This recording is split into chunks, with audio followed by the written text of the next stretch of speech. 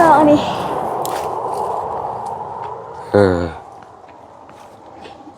อะไรมันตกอีกละเก็บนะเงินอะไร อ้าว เงินอ้าย เงินมาแต่ใช่น่ะเอาแล้วเงินไผล่ะ เงินอ้าย เงินข่อยได้ใช้อยู่ข่อยสิเอามาแต่ใช้ก็มีแต่ฝากอีหล่ะขอบคุณเพิ่นเด้อล่ะเด้อ โดย ปรบมือแล้วก็ขอบคุณเพิ่นเด้อล่ะเด้อ โดย โอ้ยเอาว่าเลยเด้อ ขอบคุณผู้ขอบคุณ พี่ใจดี เนี่ย พี่ใจดี ขอบคุณพี่ใจดี ทางประเทศไทย ทางประเทศไทย ที่ส่งเงินมาให้น้อง อืม และให้สุขภาพแข็งแรง อืมความเจ็บบ่ให้ได้ ความเจ็บบ่ให้ได้ ความไข้บ่ให้มีปรารถนาสิ่งใด ปรารถนาสิ่งใด ขอให้ได้สิ่งนั้นเด้อ ขอให้ได้สิ่งนั้นเด้อ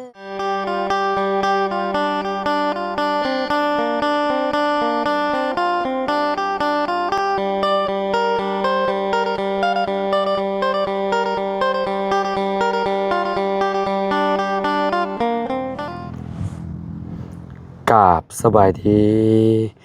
สวัสดี FC เบิร์ดสุขูสุคนเนาะมาพบมาพ่อกันกับเฮาเนาะพี่น้องเส้นเก่าเส้นเคยเนาะเสียงก็อยากแหมๆเด้อพี่น้องเด้อเนาะพอดีว่าเจ็บคอพี่น้องเอ้ยเนาะว้าวก็เสียงขาดๆหายๆพี่น้องเอ้ยเนาะเปิดพามามื้อนี้เฮาก็อยู่ที่เอ่อทางบ้านน้องใจดีเด้อพี่น้องเด้อเนาะพอดีว่าเข้ามาหาน้องเพิ่นยามแรงๆพี่น้องเอ้ยเนาะทั้งน้องเพิ่นเลิกโรงเรียนเรียบร้อยแล้วพี่น้องเอ้ยเนาะเฮาก็มีข่าวดีพี่น้องเอ้ยเนาะคือมีพี่ใจดีเนาะทางฝั่งไทยพี่น้องเนาะเพิ่นก็อยู่จังหวัดนครราชสีมาพี่น้องเอ้ยเนาะเพิ่นได้เบิ่งคลิปเฮาแล้วเพิ่นก็อีต้นสงสารทางน้องใจดีว่าซั่นเนาะก็เลยฝากเงินมาให้เพิ่นเนาะให้น้องใจดีแหละพี่น้องเอ้ยเนาะจำนวนเงินก็500 บาทเนาะ500 บาทนี่เป็นเงินกีบนี่ก็ประมาณ340,000พี่น้องเอ้ยเนาะเฮาก็สิให้เพิ่น350,000เลยพี่น้องเอ้ยเนาะพอดีว่าเฮาบ่มีเงินใบซาว2ใบพี่น้องเอ้ยเนาะก็เลยสิเอาให้น้องเพิ่น350,000เลยเนาะก่อนอื่นก็ต้องขอขอบคุณเนาะทางพี่ใจดีหลายๆเด้อพี่น้องเนาะเพิ่นก็บ่ได้ประสงค์ออกนามเนาะก็ขอให้พี่ใจดีเนาะอยู่ดีมีแรงความเจ็บบ่ให้ได้ความไข้บ่ให้มีเด้อปรารถนาสิ่งใดก็ขอให้ได้สิ่งนั้นเนาะนอนหลับให้ได้เงินหมื่นนอนตื่นให้ได้เงินแสนเพราะว่าเจ้าสิเฮ็ดธุรกิจหยัง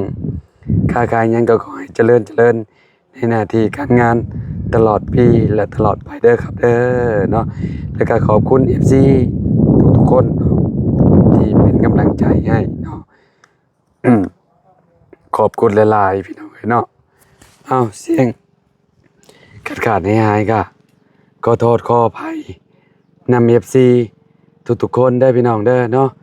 เสียงมันก็เจ็บพี่น้องเนาะเวลาเฮาเว้าไปก็เจ็บคออยู่หุ่มๆเนาะเดี๋ยวเขาไปหาทางน้องเพิ่นพี่น้องเนาะโอ้โหว่าน้องเพิ่นสิดีใจซำใดเนาะได้เงินนำพี่ใจดีเนาะ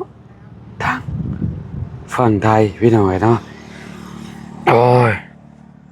เสียงก็เป็นเป็ดเลยพี่น้องเอ้ยเนาะลำบากพี่น้องเอ้ยถ่ายคลิปก็ได้เนาะเพราะว่าเราต้องใส่เสียงนะอย่าเพิ่ม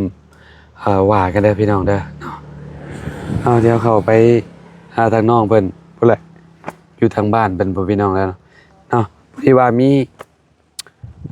จักรยานมามื้อนี้พี่น้องเนาะคุณสารวัตรเพิ่นเดินทางมาพอดีเลยได้มื้อนี้เนาะทางน้องเพิ่นก็ได้ทั้งรถที่แล้วก็เงินมื้อนี้พี่น้องเนาะโอ้ยสุดยอดเลยเนาะโอเคเข้าไปหาน้องเพิ่นก่อนพี่น้องโอ้ยพี่น้องเนาะก็มาหาน้องเพิ่นโอ้ยยามแรงๆเนาะ กลับมาแต่โรงเรียนเราก็ได้ โดยสบายดีล่ะไปน้องเนาะขออนุญาตเด้อโทเมาลายก็บ่ได้พี่น้องเนาะเจ็บคอเสียงคือเป็ดนี่ เลยเนาะลาไปนั่งอยู่บ่ลูกมองเก่ามองเดิมอ้ำยับเข้ามาพี่ก็ได้นั่งอยู่หลังบ้านไปบัดนี้เอ้ย นั่นแหละ นั่งพี่บ่พี่เอาหมอมีอันมานั่งบ่นั่งแบบนี้บ่โอ้นั่งแบบนี้เลยหาหม่องนั่งไปยังน่ะบ่าวเคียงน่ะยกมาไว้บ่พี่ ยัง เคียงน่ะยกมาไว้บ่อันเคียงอันที่นั่นน่ะเอาป่ะมานั่งพี่ยันเจ้าฮ้อนติเอายำมาพี่ก็ได้ลูกเอายำออกมาพี่เนาะยันมองเพิ่นดังไฟแล้วยันมันฮ้อนนะพี่น้องเอ้ยหากลับมาถึงโรงเรียนบ่ ไปโดนแล้ว จะลดแล้ว โดย ก็จะทาว่าทาเจ้ายันเจ้ายังบ่มาโรงเรียนนั่นได้รถถีบงามบ่ ตอนแรกนี่บ่ไปแล้ว ฮะ ไปตอนเสาร์ เอาตอนเช้าจะไป โดย ตอนแรกจะบ่ได้ไป โดย ถ้าว่ารถถีบงามบ่ งาม ขี่เป็นอะไรคือบ่ขี่ อายโดย คืออาย เป็นแบบไรอายชุมนาบ่าวนี่ โดย โอ้โหอาย FC บ่เจ้าขี่เป็นอยู่แล้วว่า เป็นอยู่รถจักรก็เป็น แต่ว่าขี่ให้ FC เบิ่งบ่ขี่ โดย โกยพี่น้องเอ้ยเนาะขี่รถธนาบ่ต้องอย่างง่ายมันมีรถจักรเด้จ้ะสมมุติว่าซื้อรถ FC ซื้อรถจักรให้แบบนี้ ให้ขี่บ่อ่าน มันอย่างง่ายพี่น้องเอ้ยเนาะน้องเลี้ยงครับมันน้องเลี้ยงน่ะขี่อยู่น้องเลี้ยงน่ะเนาะน้องแตงไทยเราก็ครับเป็นบ่ เป็น เป็นคือกัน โดย คือว่าสำเจ้าบ่มีรถถีบสำเจ้าก็คือถีบเป็น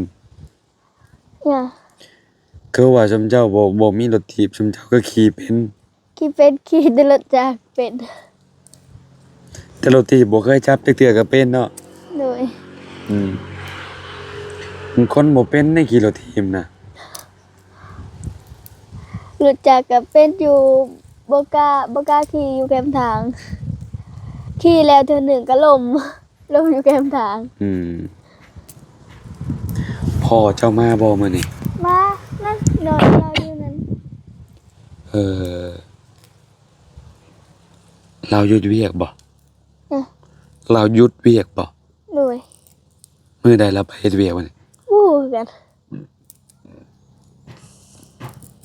อยู่เลยบ่เลยว่านั่นน่ะ โอ้โหอยู่เลย มาแต่เมื่อวานนี่บ่ โดย เฮาเว้าได้บ่ต่อเนื่องพี่น้องเอ้ยเนาะเสียงมันขาดมื้ออื่นสิขี่รถถีบไปบ่โรงเรียนมัน โอ้โหกันยานรถ เนาะ เออ ขี่รถถีบกับย่านรถใหญ่เนาะ โดย ต้องหัดให้มันคล่องก่อน โดย ขี่มันคล่องก่อนเอาจังนั้นเอาจังขี่ออกทางใหญ่พี่น้องเอ้ยเนาะ โดย เพราะว่าไปนี่ประมาณกิโลหนึ่งไปบ้านสกีใหญ่พี่น้องเอ้ยเนาะป้อนเขาโรงเรียนนั่นเมื่อคืนนี่ล่ะฝันยังอยู่บ่ลูก จ้ะ ฝันยังอยู่บ่ฮะบ่ได้ฝันบ่เจ้านอนน่ะจะบ่ได้ฝันเห็นหยังบ่บ่ได้เห็นหยังบ่ ตอนนอนน่ะคือแบบนอนหลับสนิทเลยบ่บ่ได้ฝันว่าได้นั่นได้นี่บ่บ่ได้ฝันเลยบ่ ก็ฟันอยู่ ฝันหยัง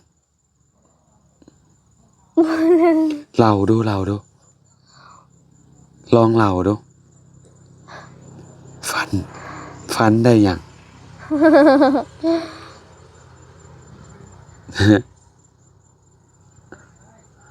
ได้หยังฝันว่าไปหาปูหาปลาบ่ โดย ได้ ไป บ่ กับน้าสาว ลองเล่าลองเบิ่งเพื่อว่าเลขเล่าของมันนี่ซับ โอ้โหคือ ฝันไปหยังกับน้าสาว พัดว่าไปหาปลา เอ้าคอยเดาถือบ่นี่คอยเดาคอยเว้านี่ถือบ่ว่าเจ้าฝันไปหาปลา โดยไปหาน้ำอยู่น้ำห้วย อ่ะได้บ่ บ่ได้ปลาใด ได้จับบ่ปลา ก็ได้จับอยู่ จักโต สอน สอน โดย ปลาคอหรือปลาหยัง ปลาชิวบ่ ปูก็เอินปลาหยัง บ้านเจ้าเอิ้นปลาหยัง ก็เอินปลาเสียบเรือง เว้าซ่าๆปลา ปูภาษาเราวเอิน แต่ว่าภาษาเจ้าเอิ้นปลา ปลาเรือง ปลารัง โดย โอ้ เสียบเรือง เป็นโตแบบใดเนาะบัดนี้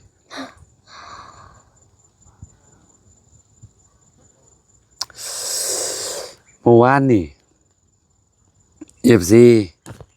เพิ่นย่องเจ้าได้เมื่อวานเจ้าเว้าเก่งขึ้นว่ะบ่ค่อยอยากอายปานใดกล้าแสดงออกเบิดในทีมงานน่ะเจ้าเว้าบ่หลายปานใดน้องแต่งไทยนี่ก็เว้าเก่งน้องเลี้ยงก็เว้าเก่งยังเหลือแต่ อีลาใจดีก็ต้องอะเนาะ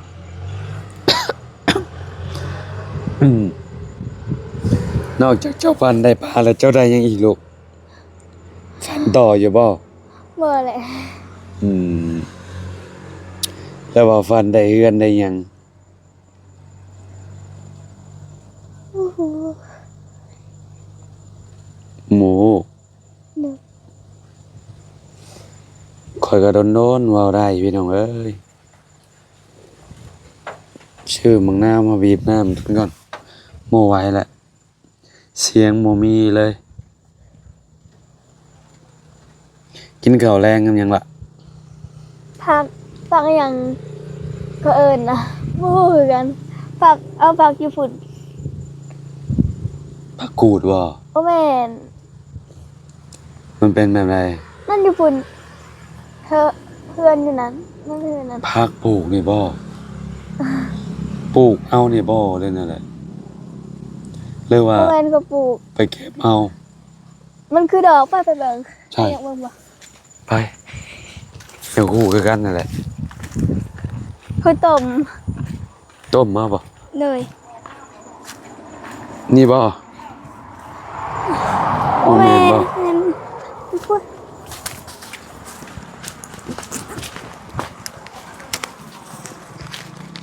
ซื้อป่ะเอาแล้วปลายนั่นเป็นดอกกันปลายเรียดอ่ะนะ ไกลบ่ล่ะ นั่นนี่นะดอกอะไร ดอกแค่ ดอกแค่ ไปเบิ่งดูผู้นู่นเนาะเก็บเบิ่งดูว่า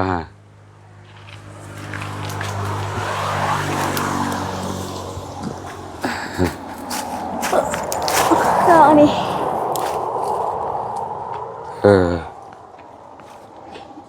อะไรมันตกอีกละเก็บนะ เงินอะไร เอ้า เงินอ้าย เงินมาแต่ไสน่ะแล้วเงินไผล่ะ เงินอ้าย เงินข่อยได้ไสอยู่ข่อยสิเอามาแต่ไส ให้เห็ดตกเลย ข่อยเฮ็ดตกตอนไหนข่อยบ่ได้ฮู้เลย เท่าไหร่ โมเมนต์เงินนาย เงินไป เงินตู้บ่ตู้ก็บ่แม่น เงินได้ใครเป็นคนจับซะใครเป็นคนจับเงินใครเป็นคนจับเงิน เจ้าของเงินก็คือ เจ้าแหละจับมาฮะ เงินได้ จะจับเกิดเป็นเงินเจ้าแหละนับเบิ่งดูนับเบิ่งดูล่ะเท่าไหร่อ่ะ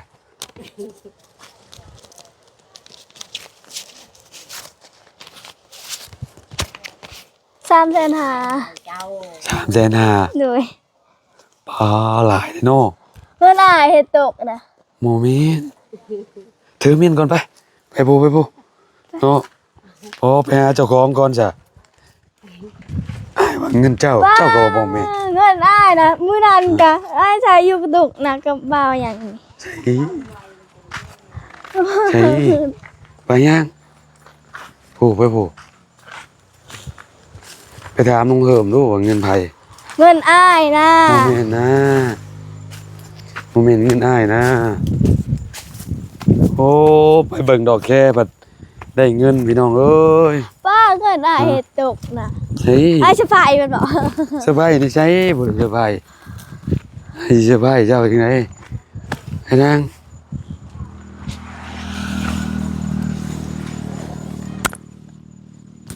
เจ้าเก็บได้ก็เป็นเงินเจ้าแหละ อ้าวเงินอ้ายได้เฮ็ดตกนะ โมเมนต์เงินเจ้า บ่แม่นเงินข่อยบ่เฮ็ดตกเลยบ่มีเงิน ก็เงินเจ้าแหละอยู่ในมือเจ้าเด้ อ้าวก็เห็นอยู่ในดิน เออเงินเจ้าแหละเด้อ เงินอ้ายเป็นบ่ เงินเจ้า ผู้ใหญ่จะดีฝากมาให้เจ้า ดู เด้อ เออ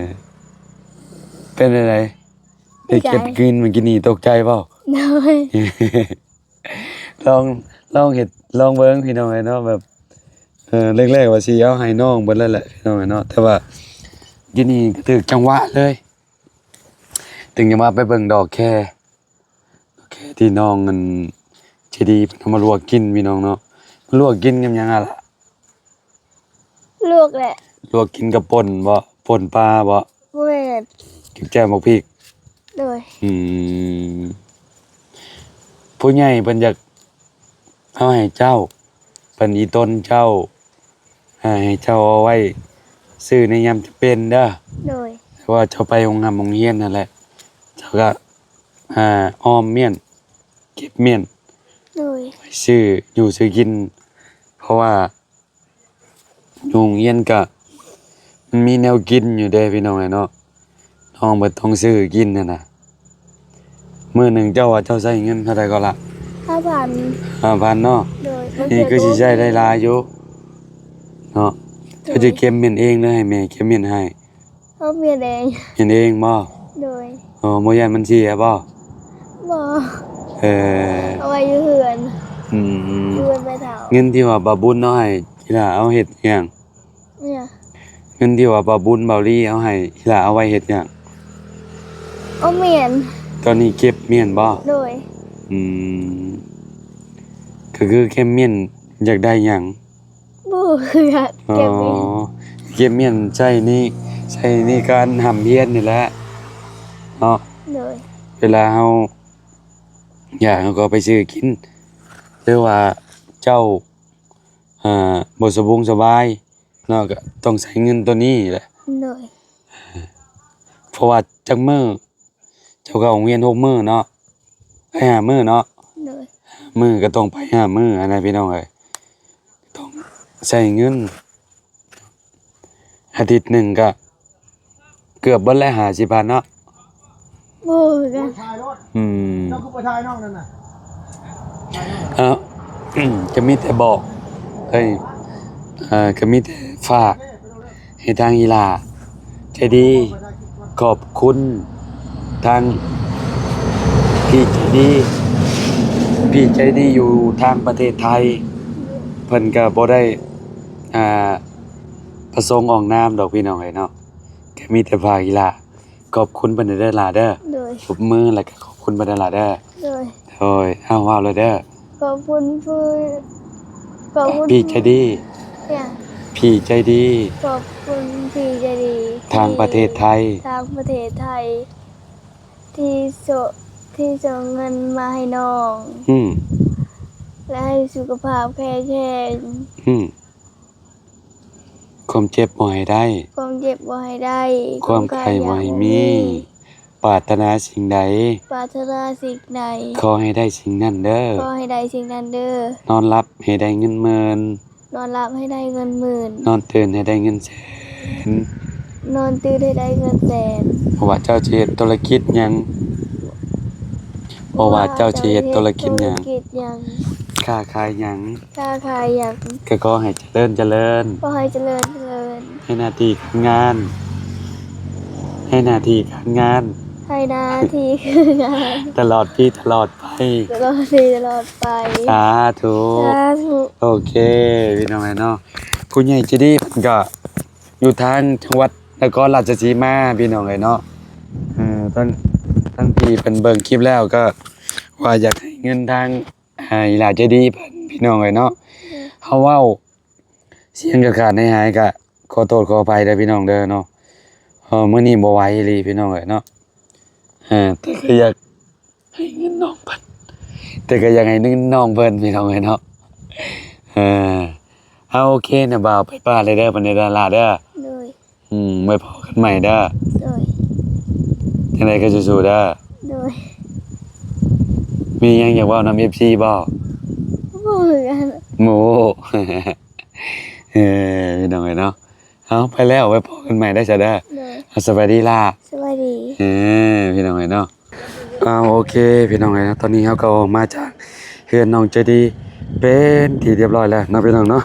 เอาจังไดก็ขอบคุณพ่อแม่พี่น้อง FC ประชาชนเนาะขอบคุณทางอ้ายใจดีหลายๆที่เป็นสะพานบุญให้เด้อขอให้ร่ำให้รวยปล่อยสวยจ้าเถื่อเนาะหาพอๆกันใหม่เนาะสำหรับคลิปนี้ไปแล้วสบายดีพี่น้อง